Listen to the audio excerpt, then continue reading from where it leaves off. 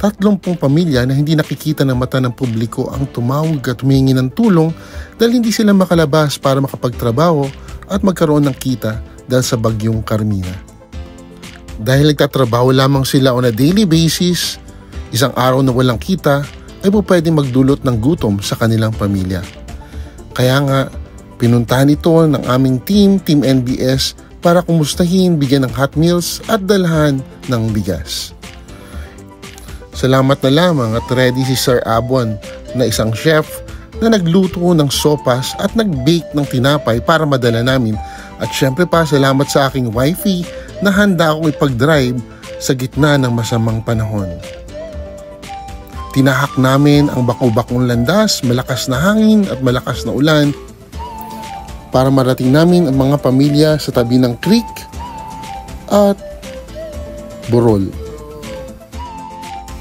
Itunuro sa akin isang residente ang creek na kung saan lumalaki nga ang tubig.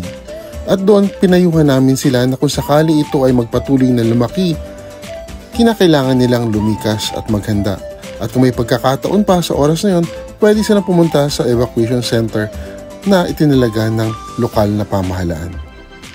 Sa bahay ng isang volunteer, doon namin sinimula ng pagpapakain ng sopas o hot meals sa mga residente. Inimbitahan namin ng mga bata, ang kanilang mga magulang, ang mga senior citizen na pumila upang mainitan ng kanilang mga sikmura.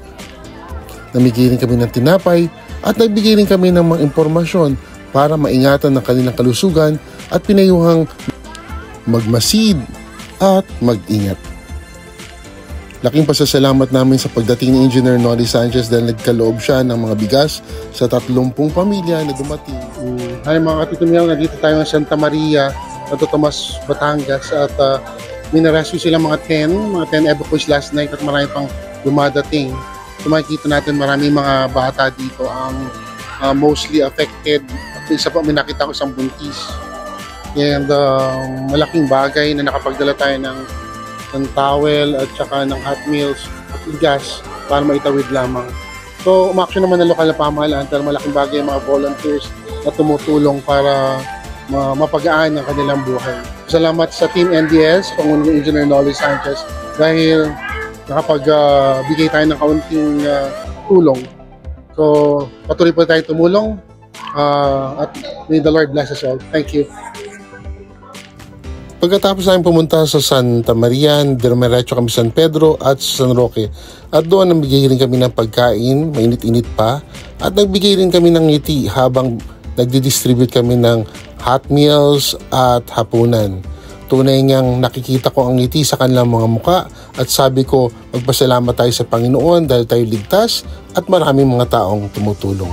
Hanggang sa muli, maraming salamat Engineer Noli Sanchez, Team NBS sa Ugla na kasama natin sa assessment hanggang sa pagdidistribute ng pagkain at sa lahat ng mga tumulong.